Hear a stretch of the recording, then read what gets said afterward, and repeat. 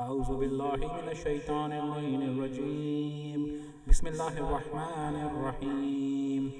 اللهم إني أفتتح الثناء بحمدك وأنت مسدد للصواب بمنك، وأيقنت أنك أنت أرحم الراحمين في موضع العفو والرحمة، وأشد المعاقبين في موضع النكال والنقمة، وأعظم المتجبرين في موضع الكبرياء والعظمة. اللهم أذنت لي في دعائك ومسألتك، فاسمع يا سميع مدحتي واجب، يا رحيم دعوتي واقل، يا غفور أسرتي فكم، يا إلهي من كربة قد فرجتها، وهموم قد كشفتها، وأسرة قد أقلتها، ورحمة قد نشرتها، وحلقة بلاء قد فقدتها. الحمد لله الذي لم يتخذ صاحبة ولا ولدا، ولم يكن له شريك في الملك، ولم يكن له ولي من الذل، وكبره تكبيرا. الحمد لله بجميع محامده كلها على جميع نعمه كلها. الحمد لله الذي لا مضاد له في ملكه ولا منازع له في أمره. الحمد لله الذي لا شريك له في خلقه ولا شبيه له في عظمته. الحمد لله الفاشي في الخلق أمره وحمده، الظاهر بالكرم مجده، الباسط بالجود يده، الذي لا تنقص خزائنه ولا تزيده كثرة العطاء إلا جودا وكرما، إنه هو العزيز الوهاب. اللهم إني أسألك قليلا من كثير مع حاجة بي إليه يزيمة، وغناك عنه قديم، وهو عندي كثير، وهو عليك سهل يسير. اللهم إن عفوك عن ذنبي، وتجاوزك عن خطيئتي، وصفحك عن ظلمي، وسترك عن قبيح عملي، وحلمك عن كثير جرمي، إنما كان من خطاياك وعمدي أطمعني في أن أسألك ما لا أستوجبه منه، الذي رزقتني من رحمتك، وأريتني من قدرتك، وعرفتني من إجابتك، فصرت أدعوك آمنا وأسألك مستانسا، لا خائف ولا وجلا، مدلا عليك فيما قصدت فيه إليك، فإن أبتع عني أتبت بجهلي عليك، ولعل الذي أبتع عني هو خير لي لعلمك بعاقبة الأمور، فلم أر مولا كريما أصبر على عبد اللعين منك علي يا رب. إنك تدعوني فأولي عنك، وتتحبب إلي فأتبغض إليك، وتتودد إلي فلا أقبل منك، كأن لي التطول عليك، فلم يمنعك ذلك من الرحمة لي والإحسان إلي وتفضلي علي بجودك وكرمك. فارحم عبدك الجاهل وجد عليه بفضل إحسانك، إنك جواد كريم. الحمد لله مالك الملك، مجري الفلك، مسخر الرياح، فالق الإصباح، ديان الدين، رب العالمين. الحمد لله على علمه بعد علمه، والحمد لله على عفوه بعد قدرته، والحمد لله على طول أناته في غضبه، وهو قادر على ما يريد. الحمد لله خالق الخلق، باسط الرزق، خالق الإصباح، ذي الجلال والإكرام والفضل والإنعام، الذي بعد فلا يرى وقرب فشهد النجوى تبارك وتعالى. الحمد لله الذي ليس له منازع يعادله، ولا شبيه يشاكله، ولا ظهير يوازنه. قهر بعزته الأعزاء، وتواضع لعظمته العظماء، فبلغ بقدرته ما يشاء. الحمد لله الذي يجيبني حين أناديه، ويستر علي حول كل عورة أوانا أعصه، ويعظم النعمة علي فلا أجازي. فكم من موهبة هنية قد آتاني، وعزيمة مخوفة قد كفاني، وبهجة مونقة قد أراني، فأثني عليه حامدا وأذكره مسبحا. الحمد لله الذي لا يفتك حجابه، ولا يغلق بابه، ولا يرد سائله، ولا يخيب عامله. الحمد لله الذي يؤمن الخائفين، وينجي الصالحين، ويرفع المستضعفين، ويزع المستكبرين، يخلق ملوكا ويستخلف آخرين. والحمد لله قاسم الجبارين مبير الظالمين مدرك الحاربين نقل الظالمين صريخ المستصرخين موزي حاجات الطالبين معتمد المؤمنين الحمد لله الذي من خشيته ترعد السماء وسكانها وترجف الأرض وأموالها وتموج البحار ومن يسبح في غمراتها الحمد لله الذي هدانا لهذا وما كنا لنهتدي لولا أن هدانا الله الحمد لله الذي يخلق ولم يخلق ويرزق ولا يرزق ويطعم ولا يطعم ويميت الأحياء ويحيي الموتى وهو حي لا يموت بيده الخير وهو على كل شيء قدير اللهم صل على محمد عبدك ورسولك وأمينك وصفيك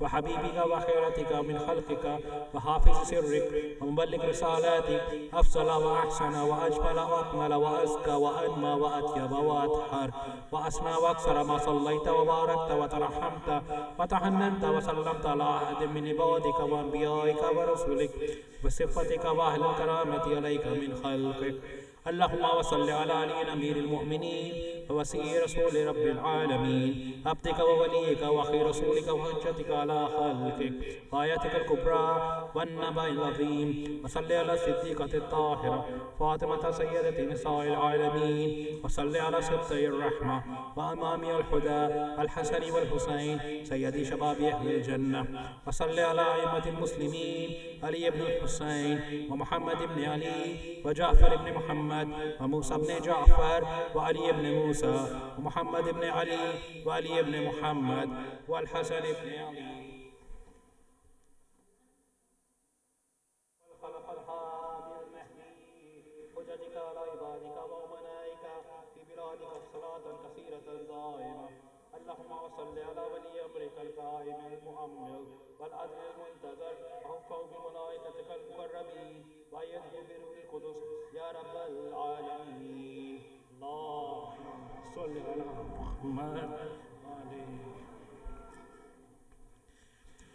اللهم اجعله الداعي إلى كتابك والقائم بدينك استخلفه في الأرض كما استخلفت الذين من قبله مكن له دينه الذي ارتضيته له أبدله من بعد خوفه أن يعبدوك لا يشركوا بك شيئا اللهم أعزه وأعزز به وانصره وانتصر به وانصره نصرا عزيزا وافتح له فتحا يسيرا واجعل له من لدنك سلطانا نصيرا اللهم أظهر به دينك وسنة نبيك حتى لا يستخفي بشيء من الحق مخافة أحد من الخلق اللهم إنا نرغب إليك في دولة كريمة تعز بها الإسلام وأهله وتذل بها النفاق وأهله وتجعلنا فيها من الدعاة إلى طاعتك والقادة إلى سبيلك وترزقنا بها كرامة الدنيا والآخرة اللهم ما عرفتنا من الحق فأهملناه وما كسرنا عنه فبلغناه اللهم المم به شعثنا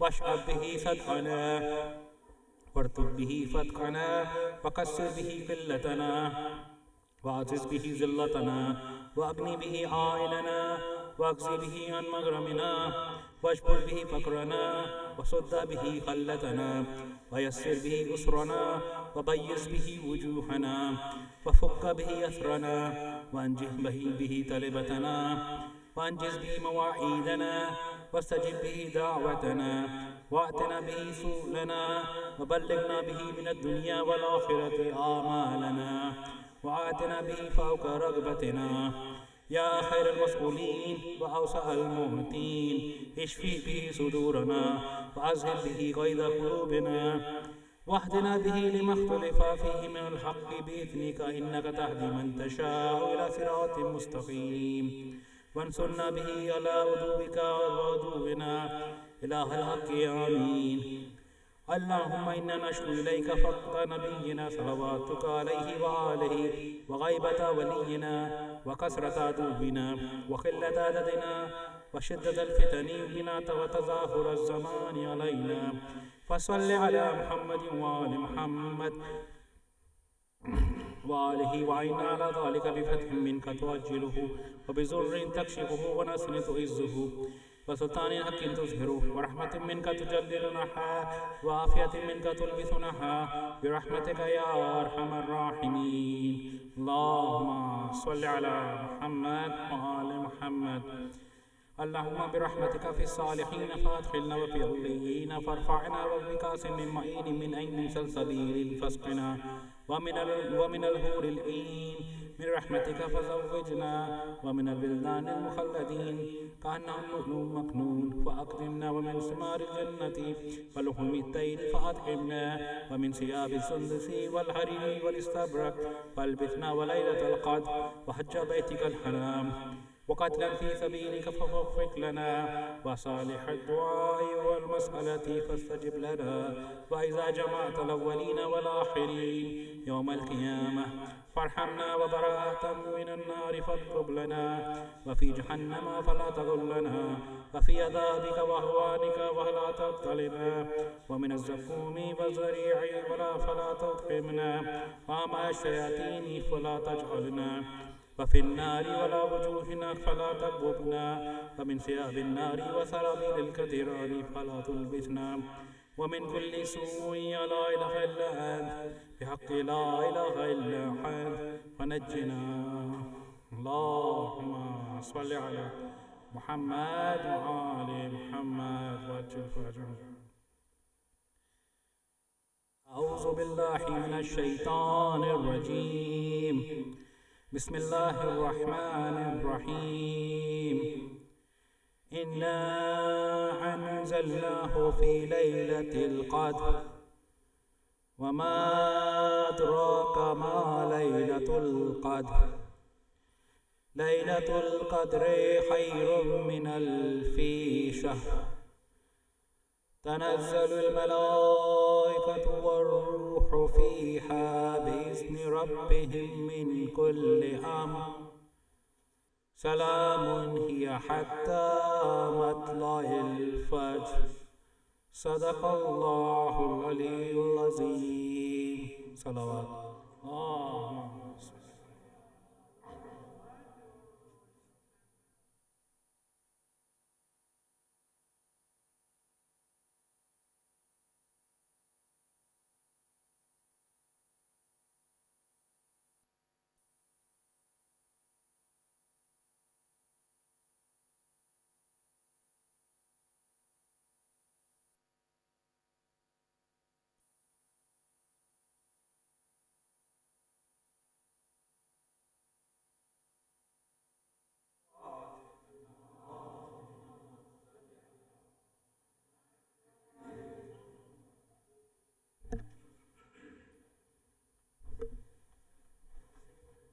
محمد وآل محمد والكريم صلوات. اللهم صل على محمد وآل محمد. نعرہ حیدری، نعرہ تکبیر، اللہ اکبر، نعرہ تکبیر، اللہ اکبر، نعرہ رسالت، یا رسول اللہ، نعرہ رسالت، یا رسول اللہ،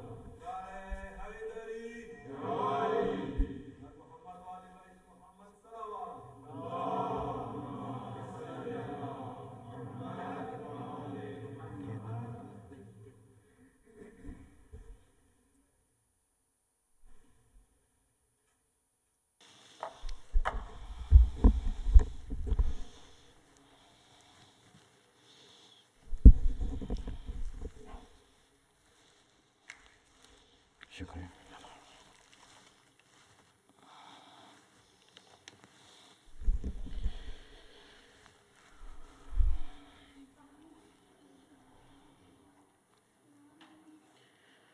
أعوذ بالله من الشيطان الرجيم. بسم الله الرحمن الرحيم. الحمد لله رب العالمين بارئ الخلائق أجمعين، ثم الصلاة والسلام والتحية والإكرام على خاتم النبيين وسيد المرسلين أبي القاسم محمد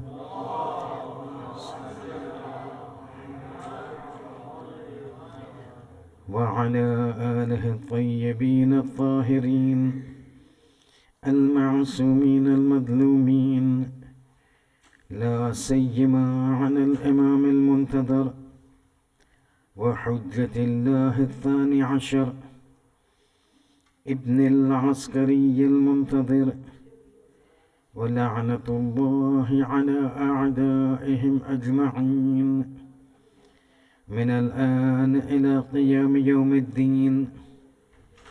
أما بعد، فقد قال الله سبحانه وتعالى في كتابه الكريم القرآن الحكيم: بسم الله الرحمن الرحيم.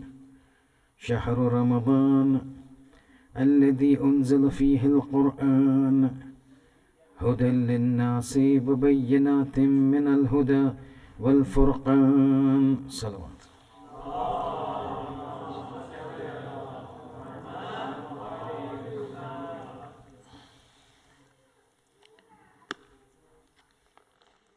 We're into the night of the 23rd of the month of Ramadan, and along with that, the last night that I am with you, inshallah, because tomorrow afternoon I fly back to my family,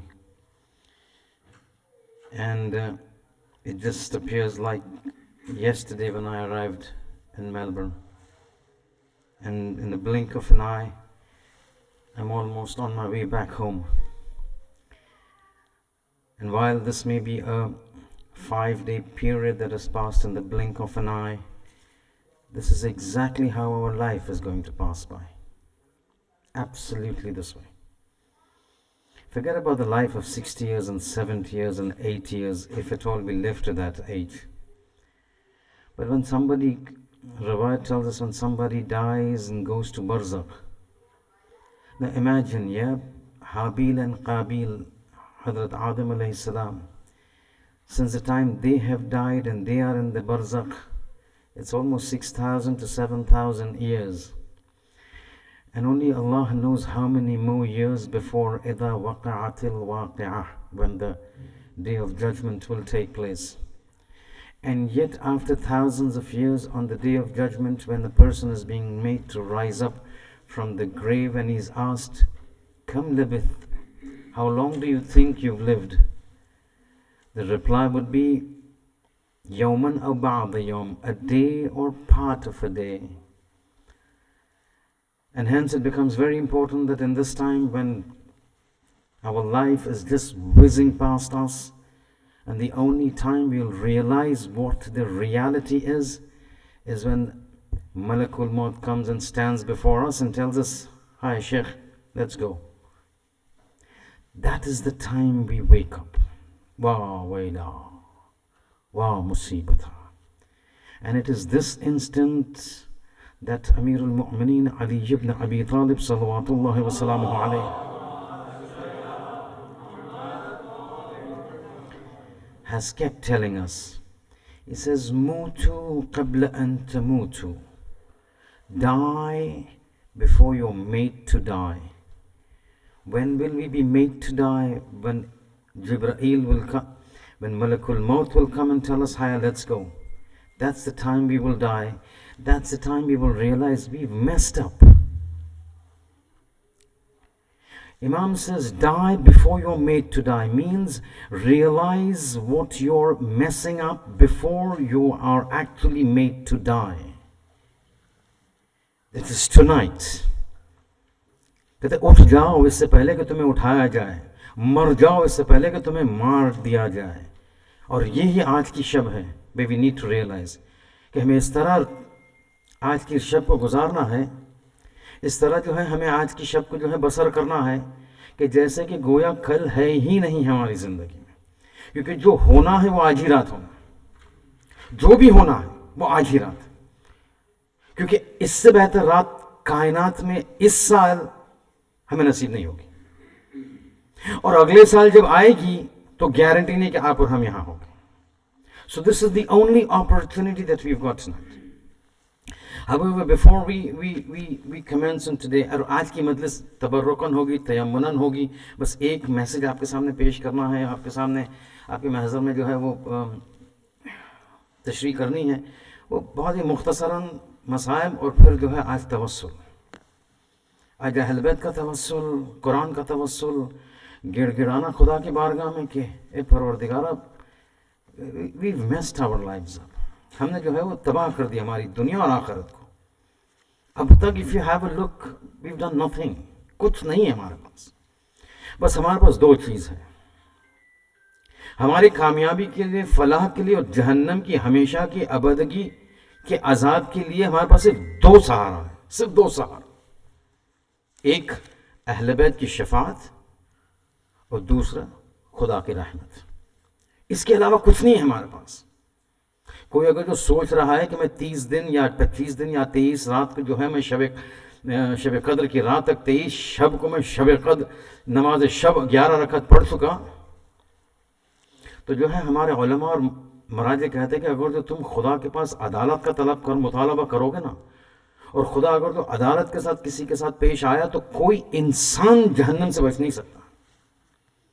جہنم سے انسان اس وقت بچ سکتا ہے کہ خدا اپنی رحمت کو شامل حال کرے. اسی لیے بار بار ہمیں کہا گیا, خود معصومین پروردگار عالم کی بارگاہ میں گڑ گڑا کے دعا کرتے, الہی عاملنا بفضلک ولا تعاملنا بعدلک. پروردگار عدل کے ساتھ ہمارے ساتھ رفتار نہ کرنا, فضل کے ساتھ کرنا, کیونکہ اگر عدل کے ساتھ رفتار کیا نا تو نے, تو ہم میں سے کوئی بچنے والا نہیں ہے. ہاں جب تیری رحمت شامل حال ہوگی, تیرا فضل شامل حال ہوگا, تو پھر امکان ہے کہ ہم نجات پا سکیں. اور وہ فضل اور رحمت آج کی شب ہے. لیکن اس سے پہلے کہ ہم شروع کریں, کچھ جو ہے وہ ہر سال ہر وقت جب بھی ہم جو ہے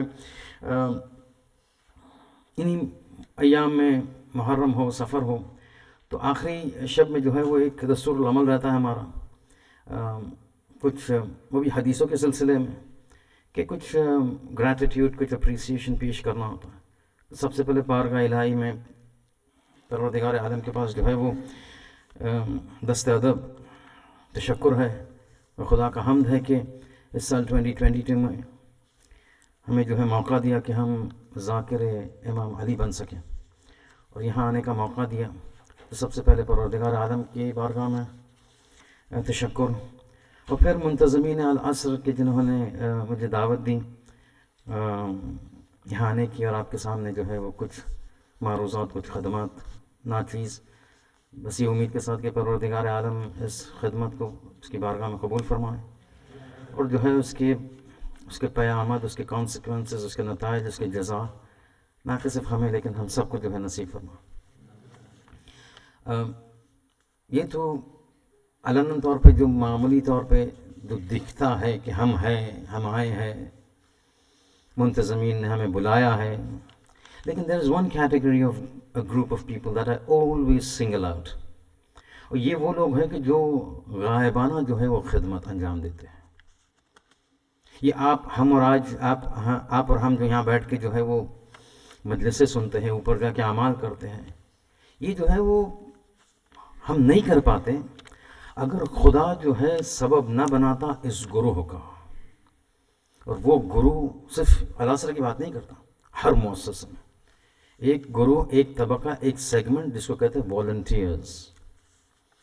یہ جو کچن میں جو ہے وہ جو خدمات انجام دیتے ہیں, کار پارک میں انجام دیتے ہیں, مائک سسٹم میں انجام دیتے ہیں, جو ہے وہ نوحہ پڑھتے, مرثیہ پڑھتے, سورس پڑھتے ہیں, آڈیو ویڈیو سنبھالتے ہیں, صاف صفائی کرتے ہیں, ٹوائلٹ کی صاف صفائی, کچن کی صاف صفائی, ہوورنگ کرتے ہیں. یہ ناشناختہ لوگ ہیں, لوگ قدر نہیں کرتے, جانتے نہیں, مگر اگر تو یہ اپنا کام نہ کر سکے تو آپ اور ہم یہاں بیٹھ نہیں سکیں.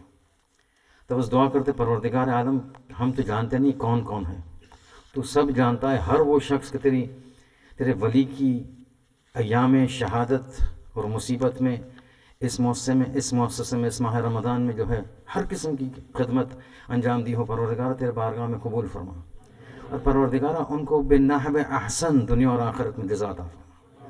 اور پروردگارہ دنیا اور آخرت میں تیری حفاظت میں جو لا متناہی ہے, انفائنائٹ ہے, उनको और उनके खानवादों को और हम सब को परवरदिगारा तेरी हिफाजत में और हमें महफूज रखना। गुजारिश है कि एक सूरह फातिहा मरहुमा वहीदा खानम बिनते हैदर मिर्ज़ा के लिए और इनके साथ साथ तमाम मरहुमीन मरहुमात। देखिए, कोई ऐसा घर नहीं कि जिसके घर में रिश्तेदारों की मौत ना हुई हो। इन खानम को याद करते हुए, तमाम मरहुमीन को याद करते हुए 1 मरतबा सूरह फातिहा, 3 मरतबा सूरह तौहीद की तिलावत होगा।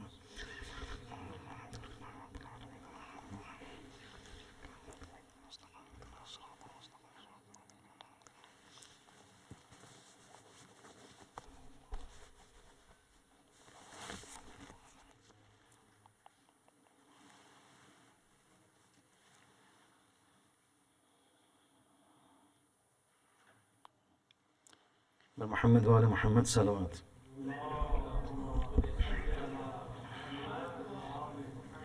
एक और तबका है, एक और सेगमेंट है जो मैं नाम तो नहीं ले सकता अदब के उन्मान से, लेकिन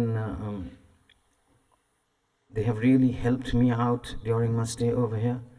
बहुत ही जो है वो कंफर्ट में मुझे रखा, बहुत ही जो है वो बिना किसी तकलीफ़ के रखा, हमेशा जो है वो ख्याल रखते रहे। वो एक तबका है जिसको मैं नाम नहीं जानता ये कौन है, लेकिन कुछ ख़वातीन हैं, कुछ बहनें हैं कि जो, हम तो मुसाफिर हैं, बहरहाल रोज़ा तो नहीं रख सकते, हराम है, तो वो जो है वो मुतअद्दिद अफराद जो है वो मुसलसल हमें खाना भेजा करते थे और कभी जो है वो घर की कमी महसूस नहीं हो रही। तो लाजिम है कि उनका भी ज़िक्र किया जाए और परवरदिगार आलम के पास दुआ की जाए कि परवरदिगार जिस तरह उन्होंने जो है मुझे खाने से नवाजा है, परवरदिगार जन्नत में उनको तो जन्नत के खाना से नवाजा इंशाअल्लाह। Few minutes and then inshallah Urdu ki bahas. If you remember, and basically now my time starts now, yeah. So yeah, we've reached a point where we have been saying that we enter the month of God, we enter the month of Ramadan. Du'aytum fihi ila diyafatillah. You've been invited into the banquet, into the feast, into the walima of God, into the hospitality of Allah subhanahu wa ta'ala. And we've been asked that the entire table is before you. Pick up whatever you can based on your ability and your liyaqat. And we're supposed to be doing that. But we had come to two challenges, where we said. Very quick recap and then we come to tonight's majlis. We had highlighted two challenges. That while the table is there before us, while the hospitality is there before us, the first challenge that we've got is this. That while the feast and the walima is there before us, the banquet is there before us, are we having the salahiyat and the capability? Have we developed ourselves enough to be able to partake from that banquet, that feast, that walima? It may be there, but have we been able to pick it up? And there were challenges that we mentioned that will prevent us from doing it. So those challenges that prevent us from taking the thawab and accumulating it for ourselves. All those challenges we discussed last night. We don't want to repeat into that. You've got it there on YouTube probably, I don't know. You can take it from there. The second and the final challenge we mentioned was that the first challenge was to accumulate the rewards. That we've discussed yesterday. The second challenge is, once you've got the reward, we need to preserve it. Preservation is very important, because to acquire something is very easy, but to lose it is easier. It's very difficult to keep and hold on, and I mentioned the example. In a sports competition, to become a champion is very easy, but to maintain that number one seeding becomes very difficult. The same thing goes with thawab. It's easy to accumulate, but the problem that we have got is that we get into this habit of pouring thawab into the tank. But the problem with us is that we keep pouring thawab, we keep doing mustahabbat, we keep doing good deeds, but at the same time we keep the tap open. The tap which takes away all the good deeds. So we keep pouring water into the tank in the hope that it will get filled up. But because the tap is left open, whatever you put in, you feel it's getting filled up. But the moment you close your eyes for a few minutes and open it, all the water is gone because the tap has been kept open. In our lives, exactly the same thing takes place. that we keep accumulating. Ziyarat waratha, dua kumail, dua nutba, full on. We keep accumulating. We do a lot of good deeds. We may not be coming over here to the centers, but at home we keep doing it. Watching majlises online. Now I've got my own opinions on online majalis, but that's a different issue.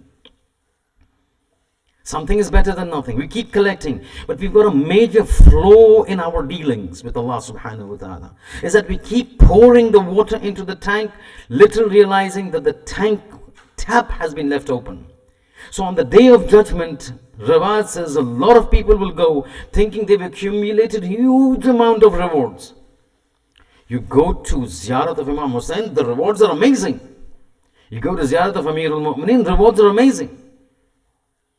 You recite small du'as in the month of Ramadan, the first majlis, the rewards are amazing.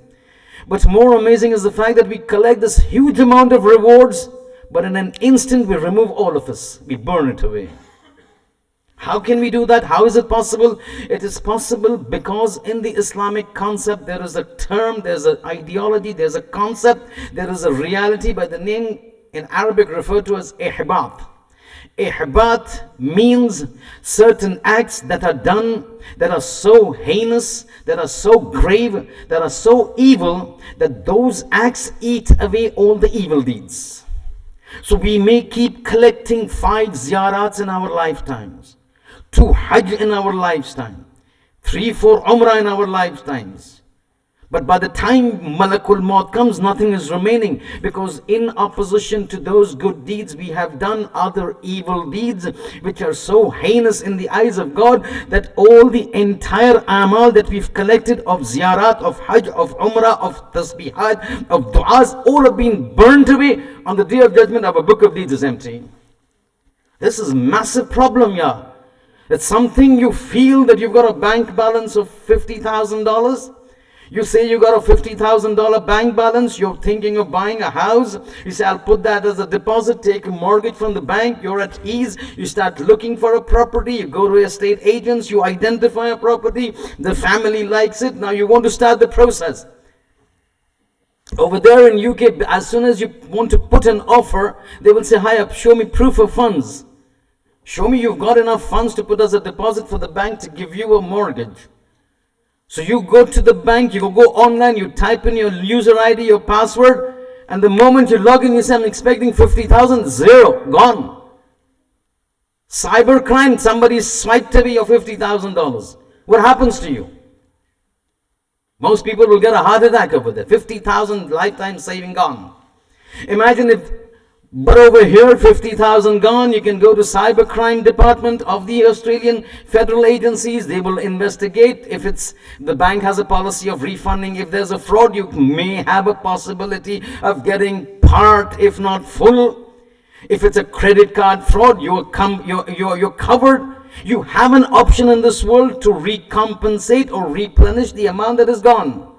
But what happens if you find this amount gone in the akhirat, when you're expecting pages and pages of ibadat and amal, but when it is open there is nothing and there is no way back? Because Quran says when somebody dies, he will tell Malakul Maut, he'll turn to Allah and says, Rabbirja'uni, return me back to dunya because I have realized I have messed my life up. Rabbirja'uni, return me back to this world. Why? لَعَلِّي أَعْمَلُ صَالِحًا, so that I can do good deeds and then sort out my hereafter. A voice of nida will come to him, Kalla, there is no turning back. إِنَّهَا كَلِمَةٌ هُوَ قَائِلُهَا. This is only your desire to go back.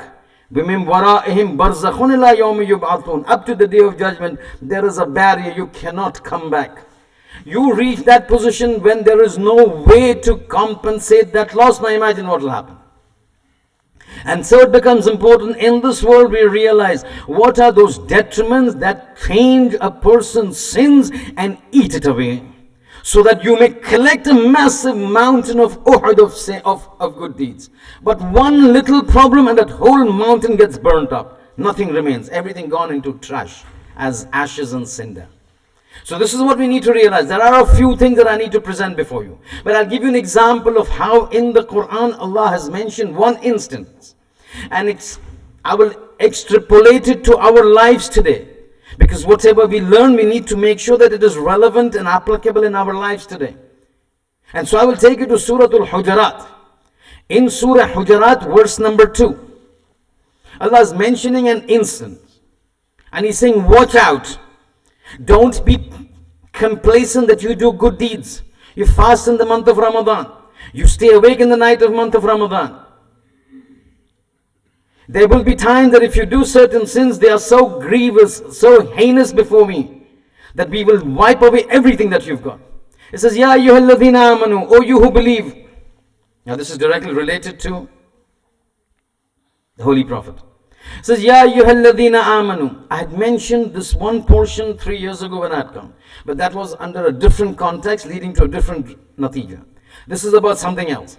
Surah Hujurat, verse number 2. You can go back home and listen and read it up. Ya ayyuhalladhina amanu. O you who believe. La tarfa'u aswatakum fawqa sawt al-nabi. Do not raise your voices over the voice of Nabi. وَلَا تَجْحَرُوا لَهُ بِالْقَوْلِ كَجَّحْرِ بَعْضِكُمْ لِبَعْضٍ. And do not talk to him in a rough manner, the way you talk amongst yourselves. حَتَّى يَحْبَتَنَّ أَعْمَالُكُمْ وَأَنْتُمْ لَا تَشْعُرُونَ. Because if you do this thing about in front of my Prophet, if you be rude before the Prophet, to him or to somebody else in his presence, I will erase all your good deeds and your Name Amal will become blank. This is Quran. And I've always said, Quran you cannot contest, because Quran is Quran. I'm giving you references. Surah Hujurat, verse number 2. What is the pasmanzar? What is the background of this?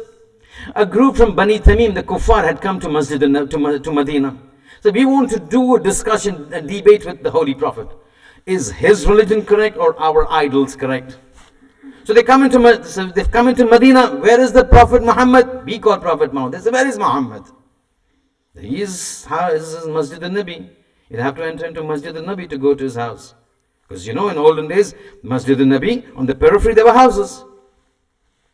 So people could enter one from the streets into the house, and from the back of the house straight into Masjid al-Nabi.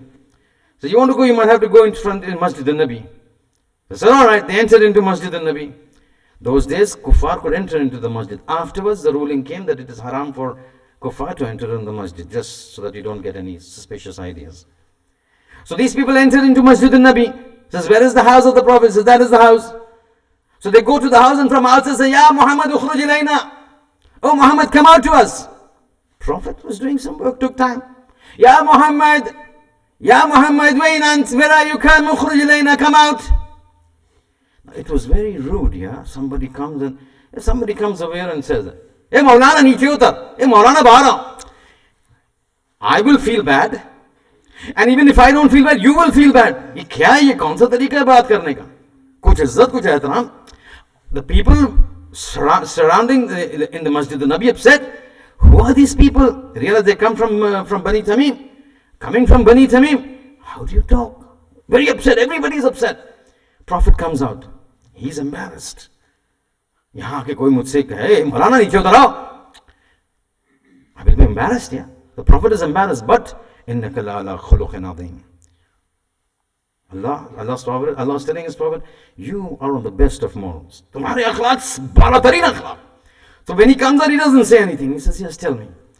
When they sit to talk, they talk loudly amongst themselves. जोर जोर से बात करते थे एक दूसरे के साथ. Rudely, you know, जाहिल अरब. तो तेवर तो उनके जो है वो. बस ये गुफ्तगू हो रही थी. The talk was going on. एक मर्तबा जिब्राइल नाज़िल. सूरह हुजरात की दूसरी आयत.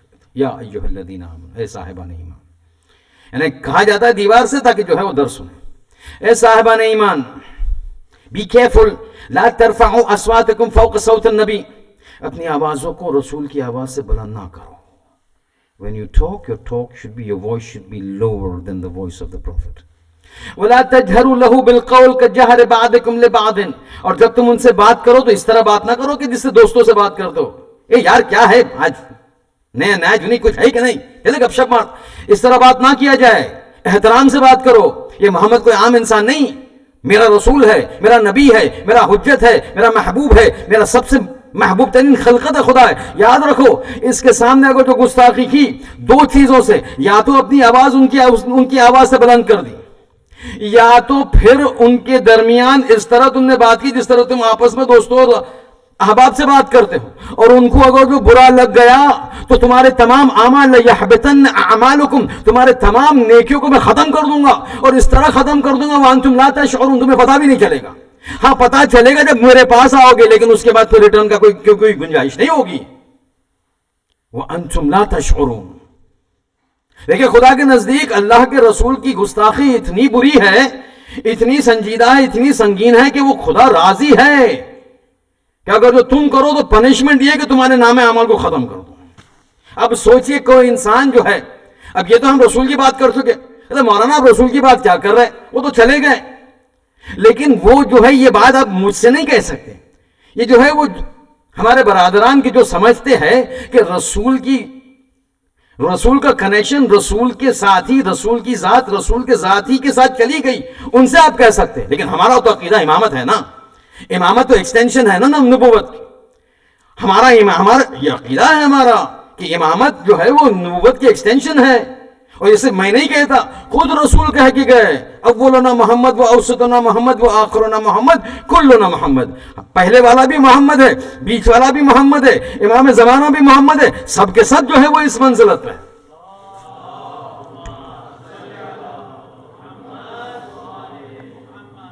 اب سمجھ چکے؟ تو جو ہے ہماری گفتگو فقط ذات رسول پہ یہاں اکتفا نہیں کر سکتی، رسول کے بعد جو اماموں تک ہمیں جانا ہے. اب یہ بات میں نے یہاں کیوں چھیڑ دی؟ اس لیے کہ ہم یہاں سے دیکھیں، آپ لوگ جو ہے بہت ہی دور افتادہ علاقے میں رہتے ہیں، you are different part of the world. تو یہاں سے جب زیارت کے لیے جانا ہو تو کتنا آپ کو خرچہ کرنا ہو، کتنا جو ہے تیاریاں کرنی ہو.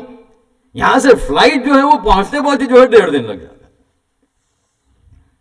اب اتنا خرچہ، اتنے پریشانی، اتنی تکلیفوں کے ساتھ آپ وہاں گئے، زیارت کرنے گئے.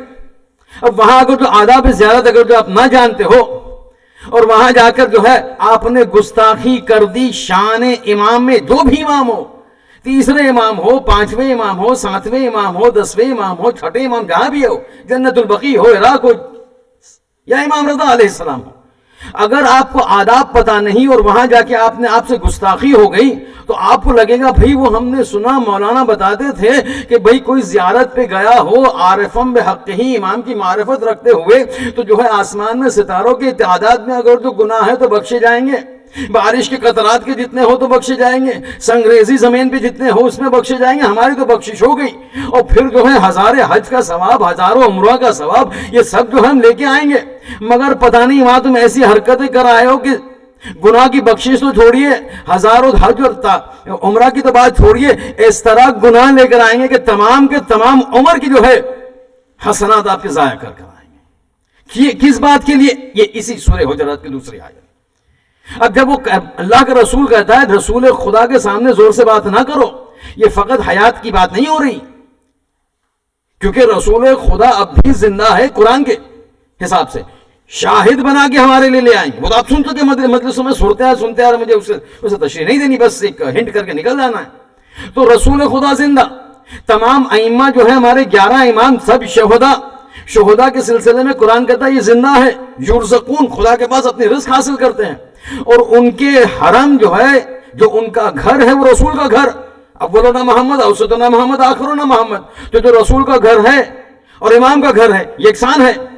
اب ہم جاتے ہیں جو ہے وہ حرم میں، اللہ کا رسول کہہ دیا دیکھو میرے حبیب کے سامنے جانا، ان کے گھر کے پاس جانا تو آواز کو بلند نہ کرنا، بےہودہ باتوں میں مبتلا نہ ہونا، احترام کے قائل ہو، یہ اللہ میرا رسول ہے، میرا محبوب ہے. ہم جاتے ہیں حرم میں، ایک مرتبہ زور سے زیارت پڑھنا شروع کرتے ہیں. اللہ نے کہا اپنی آوازوں کو جو ہے وہ میرے رسول کی آواز سے بڑا نہ کرو، توفق نہ کرو، فوقیت نہ دو. ہم جا کے زور سے گریا کر رہے ہیں، زور سے مناجات پڑھ رہے ہیں. بھئی اللہ کے گھر کا، اللہ کے رسول کا گھر، اماموں کا گھر یکساں ہے، تو جو حکم جو ہے وہ اللہ کے رسول کے لیے ہے وہ اماموں کے لیے بھی ہے. آپ جاتے ہیں وہاں بیٹھتے ہیں، بیہودہ باتیں گفتگو ہوتی ہے، مستی مذاق ہوتی ہے، سامنے ذریعے بیٹھے مستی مذاق کہے لگائے جا رہے ہیں. بے حرمتی ہے، یہ بے ادبی ہے، یہ وہی جملہ ہے کہ جو رسول خدا کے لیے جو ہے، اور وہ بنی تمیم کے لیے سورہ حجرات کی آیت نازل ہوئی. رسول کے سامنے مؤدبانہ بیٹھو، رسول کے سامنے مؤدبانہ بات کرو، رسول کے سامنے آواز کو بلند نہ کرو۔ ہم وہی رسول کے جانشین جو اولنا محمد آخرنا محمد ہے، حرم کے سامنے بیٹھتے اور یہ جو ایسا ٹائم پاس کرتے، اس طرح باتیں کرتے جیسے کہ ہمیں کوئی خوف ہی نہیں۔ سوچ رہے ہم ہزاروں حج لے کر آ رہے، ہزاروں حج نہیں لے کر آئے، جو لے کر آئے وہ بھی ختم کر کے جا رہے ہیں۔ آپ سمجھ رہے میری بات؟ تو سب جمع کیا لے کے چلے گئے۔ اسی لیے علماء کہتے ہیں جب آپ جائیں تو مناجات کریں اماموں سے۔ مناجات کا مطلب سمجھتے ہیں آپ؟ مناجات کہاں سے آیا ہے؟ اس کی ڈیریویٹو کیا ہے پتہ ہے؟ مناجات نجوا سے ہے۔ نجوا جانتے ہیں کیا ہے؟ وسپرنگ، آہستہ کان میں بات کرنا۔ مناجات 15 جو ہے وہ مناجات منسوب ہے امام امیر المومنین۔ اس کا مطلب کیا؟ یعنی خود تنہائی میں اکیلے میں بیٹھ کے اس طرح گفتگو کرو کہ خدا کے ساتھ تم نجوا کر رہے ہو، آہستہ بات کرو۔ وہ شہر رب سے قریب ہے، چلانے کی ضرورت نہیں ہے۔ اماموں کے پاس ہم سوچتے ہیں کرنے سے پہلے، اس سے پہلے اماموں کو پتہ چل جاتا ہے۔ اس کے لیے علماء کہتے ہیں جب حرم میں جاؤ تو بہت دھیان رکھو بھائی، چلم چلی نہ کرو، شور شرابہ نہ کرو۔ دنیا کو بتانے کی ضرورت نہیں کتنی محبت ہے تمہیں امام کے لیے، امام خود جانتے تمہارے دل میں کیا ہے۔ زور زور سے گڑ گڑانا ادب شان امام میں گستاخی ہے۔ زور زور سے زیارتیں پڑھنا، بھئی آپ اکیلے ہیں وہاں، آپ کے سامنے 100 دوسرے افراد ہیں، ڈسٹرب ہو رہے ہیں، ان کی زیارت کو ڈسٹرب کر کے آپ سمجھ رہے کہ آپ کی زیارت قبول ہوگی؟ نہیں ہوگی کبھی، گستاخی ہو جائے گی۔ سورہ حجرات کی دوسری آیت۔ تو یہ سب چیزیں میں دھیان رکھنا، بس یہ مجھے آپ کے سامنے ایک تذکر دینا تھا کہ بھئی دیکھیں اس طرح بھی خدا کا نظام چلتا ہے۔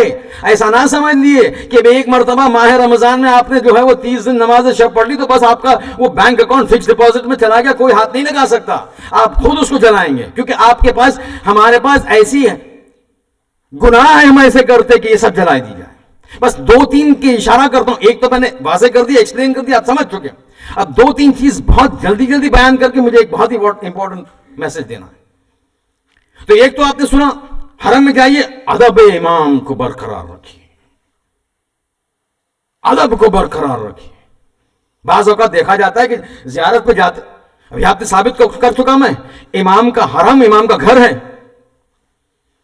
امام کا روایت میں ہے، حدیث میں، قرآن میں ہے کہ جب آپ کو جانا ہے کسی کے گھر میں تو پہلے اجازت مانگو۔ اب دیکھا جاتا ہے کہ جب ہم امام کے حرم میں جاتے ہیں، ایک مرتبہ بعض اوقات، دیکھیں آداب ہے حرم میں وارد ہونے کے، ون آف دی آداب میں سے ایک ادب یہ ہے کہ جب آپ وارد ہو تو پہلے اذن دخول پڑھیں۔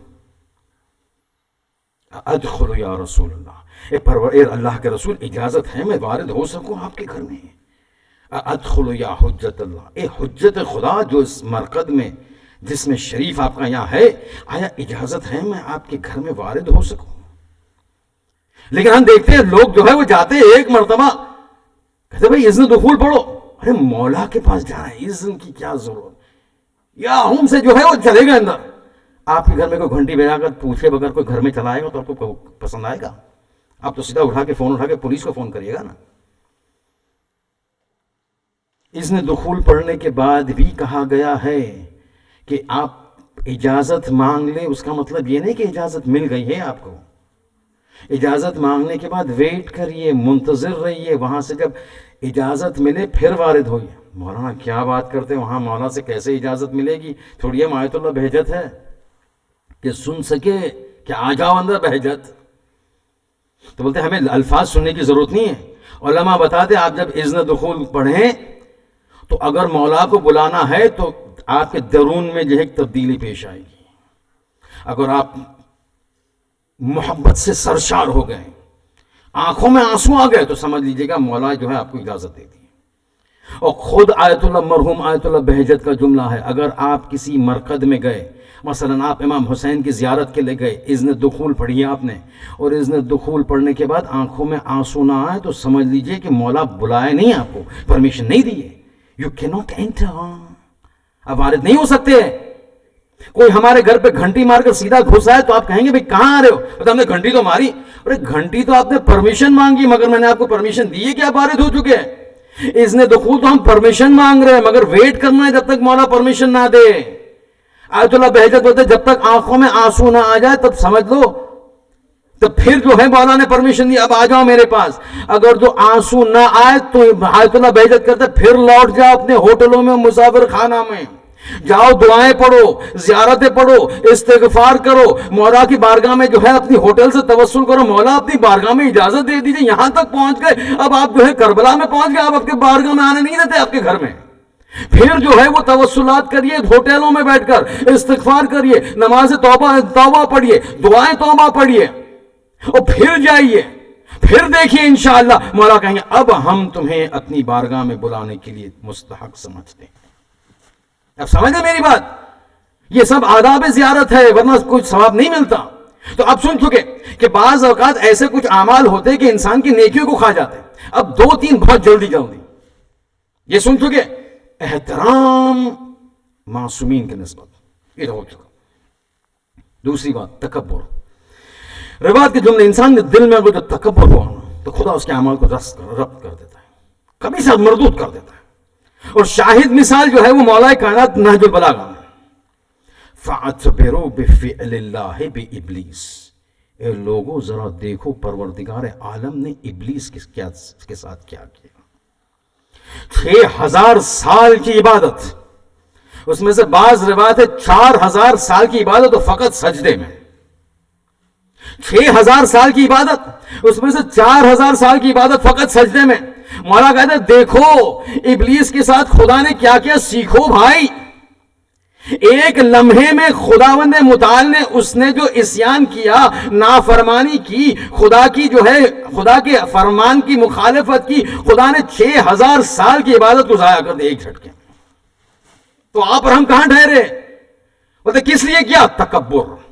خلقتنی من نار خلقتہ من طین, مانا خیر من, میں آدم سے خیر ہوں, برتر ہوں, مجھے آتش سے خلق کیا تو نے, آدم کو جو ہے مٹی سے خلق کیا. ایک لمحہ تکبر کا خدا کو اتنا گران آیا کہ 6000 سال کی عبادت کو خدا نے رد کر دیا, ایک تکبر. اب 2 بہت امپورٹنٹ چیز بہت جلدی, لیکن یقیناً جو ہے بہت ساری ہے, ٹائم نہیں ہے, صرف 2 اٹھا کے آپ کے سامنے پیش کرنا ہے. دوسری چیز روایت میں آئی ہے, نہیں بہت ساری چیزوں میں سے دوسری چیز آپ کے سامنے پیش کروں. ظلم کرنا ہمارے کارگزاروں کے ساتھ. In short, to behave rudely with those who are in our employment. In short, to behave rudely with those who are subordinates to us. جو بھی ہمارے ہاتھ کے نیچے ملازم ہے, subordinates ہے, روایت کے جملے شدید جملے, کہتے جو تمہارے ملازم ہیں, جو تمہارے لیے کام کرتے ہیں, خواہ گھر میں ڈومیسٹک ہو, خواہ بزنس میں ہو, خواہ آپ سپروائزر ہو, آپ کے نیچے 4, 5, 6, 7 لوگ کام کرتے ہو, کہتے خبردار, جو آپ کے ہاتھ کے نیچے کام کرتے ہیں نا, ان کا بہت خیال رکھو, ان کے ساتھ ظلم نہ کرنا, ان کی بے احترامی نہ کرنا, ان کے ساتھ ان کی بے عزتی نہ کرنا, کہ یہ خدا کو اتنا ناپسند ہے کہ اگر تم تمہارے سبارڈینیٹ کو ذلیل کرو گے تو خدا تمہارے تمام اعمال کو ہٹا کے تمہیں ذلیل کرے گا. عجب ہے, ہم سوچتے نہیں ہیں, ارے یہ تو ہمارا کارگر ہے, اس کو جو ہم پیسے دیتے, سیلری دیتے, ہمارا حق ہے. حق ہے ایک لحاظ تک, آپ کو حق ہے پیسے دینے کا, اور آپ کو حق ہے کام لینے کا. ذلت دینے کا حق آپ کے پاس نہیں ہے, رسوا کرنے کا حق آپ کے پاس نہیں ہے. یہ خدا خصوصیت کے طور پر میں نے روایت سے اٹھائے, کہ روایت کے جملے ہیں کہ خیال رکھو آپ کے نیچے جو کام کرتے ہیں ان کو ذلیل نہ کرو. ایسا نہ ہو کہ تمہیں پتہ ہی نہ چلے کہ تمہاری 4 زیارتیں ایک جھٹکے میں خدا ختم کر دے. یہ دوسری بات, بہت جلدی آگے بڑھنا. تیسری بات, والدین. والدین کا مسئلہ بڑا سنگین ہے. روایت کے جملے, والدین ناراض ہوتے, پروردگار اتنا ناراض ہوتا ہے کہ آپ یقین مانیے, اگر جو دنیا میں اگر والدین کسی سے ناراض ہے تو وہ شخص دنیا میں کبھی سکسیسفل نہیں ہوگا. He will always face a dead end. لیکن مجھے جو ہے وہ اطاعت والدین, احترام والدین پہ گفتگو ابھی نہیں کرنی, موقع ہی نہیں ہے. لیکن مجھے ایک دوسرے پہلو کی طرف لے جانا والدین کے. یہ تو جو ہے وہ ہمیشہ والدین سامنے ہے, احترام کرو. مجھے دوسرے پہلو تک لے جانا ہے, جن کے والدین گزر چکے ہیں, چلے جا چکے ہیں. سامنے ہے تو آپ کو تو کرنا ہی ہے, لیکن مسئلہ یہ ہوتا ہے کہ جب آنکھوں کے سامنے نہ رہتے ہیں نا تو پھر انسان جو ہے وہ بھلا دیتا ہے. Out of sight out of mind. دل جب نظر کے سامنے نہیں ہوتا نا تو انسان بھلا دیتا ہے. روایت کی تم نے جس طرح والدین اپنی حیات میں اپنے فرزندوں کو جو ہے وہ آنکھ کر سکتے ہیں، مرنے کے بعد بھی آنکھ کرتے ہیں. جس طرح دنیا میں حیات میں وہ آپ کے لیے دعا کرتے ہیں تو مرنے کے بعد بھی کرتے ہیں. اور یہ تو جملہ تو کتنی بار آپ سن چکے کہ اگر آپ کسی شدید پریشانی میں ہو، دعا کرتے جا رہے ہو، 2 مہینے تک جو ہے دعائیں کومل پڑی جا رہی ہے، 40 دن کا زیارت عاشورہ کا جو ہے چلا اور عمل جو ہے آپ پڑھ کر چکے، مگر پریشانی دور ہی نہیں ہوتی، حاجت جو ہے روائی نہیں ہوتی. کہتے پھر جاؤ اپنی ماں کی قبر پر، اور ماں کی قبر پر جا کر ماں سے کہو پروردگارہ میری ماں کا واسطہ، اے ماں تجھے اہل بیت کا واسطہ پروردگار کے پاس دعا کر کہ یہ مسئلہ میرا حل ہو جائے. برزخ میں بیٹھ کر یہ ماں جو ہے دعا کرتی ہے. تو جس طرح برزخ میں رہ کر یہ ماں اپنے بچوں کے لیے دعا کر سکتی ہے، وہی ماں برزخ میں رہ کر اپنے بچوں کو آنکھ بھی کر سکتی ہے.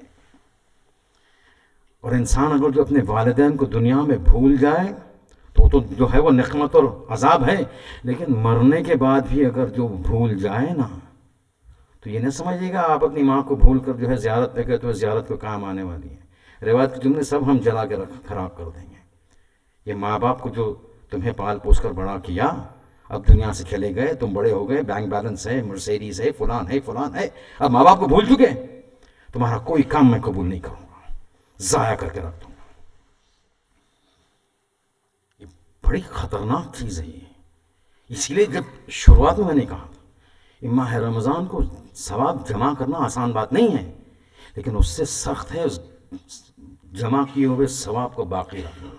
ایسا کوئی ہم سے غلطی نہ ہو جائے، کوئی گناہ نہ ہو جائے کہ خدا کو اتنا ناپسند آ جائے کہ ہماری تمام عبادت کو رات بھر کے گریا کرتے رہے ہم، خدا اس کو ہٹا دیں.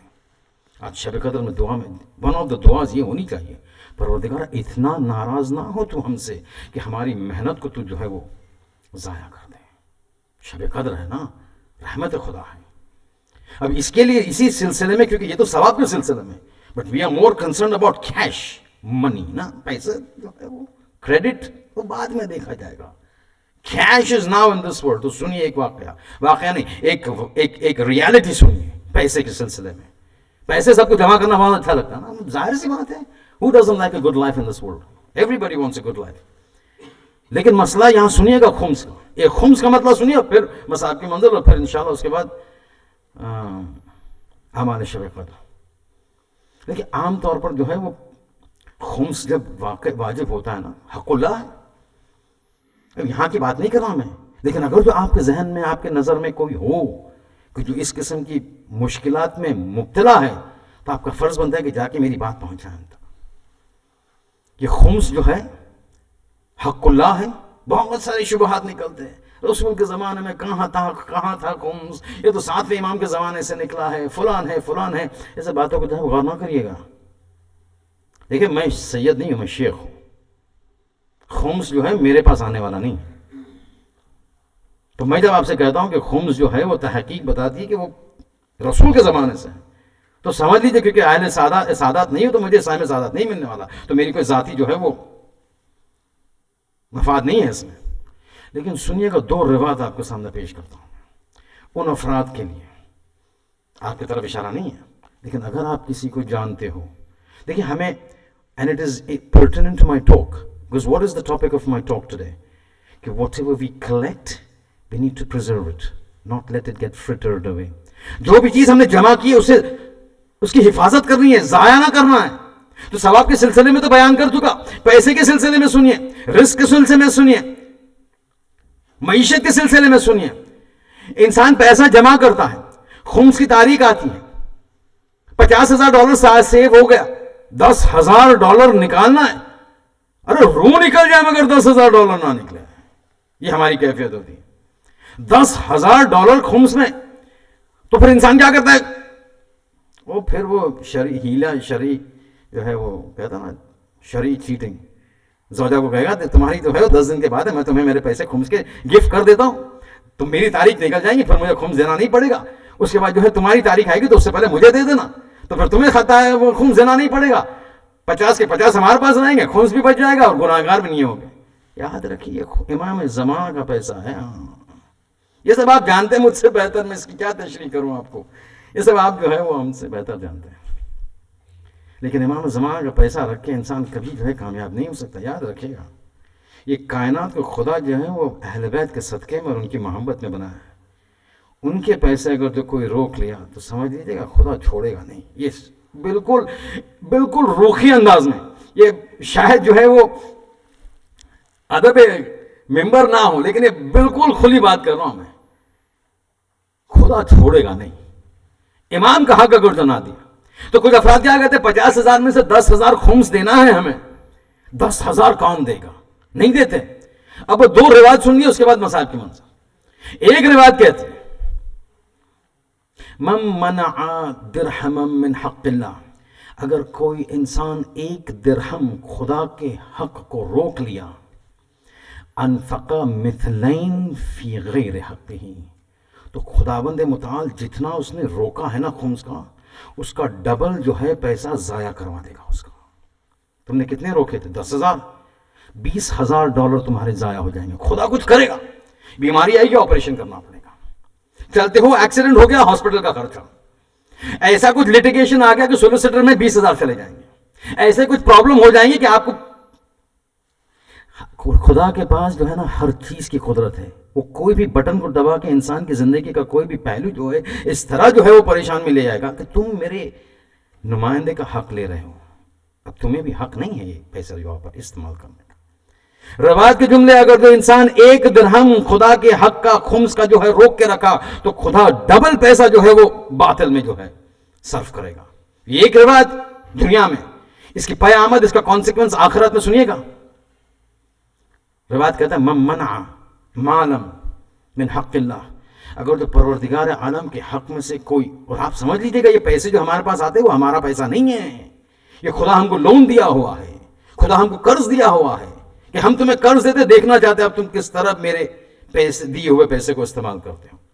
روایت کے جملے، جو انسان جو ہے اب خدا کے مال، خدا کے حق کے مال کو جو ہے وہ اپنی راہ میں خرچ نہ کیا، توقہ اللہ یوم القیامت بہی علی حیۃ من النار، یہ پیسے جو ہے وہ سانپ کی شکل میں، آگ والے سانپ، آگ کا بنا ہوا سانپ، اس کے گردن میں توق کے عنوان سے ڈال کر جو ہے 50,000 سال تک کھڑا رکھے گا.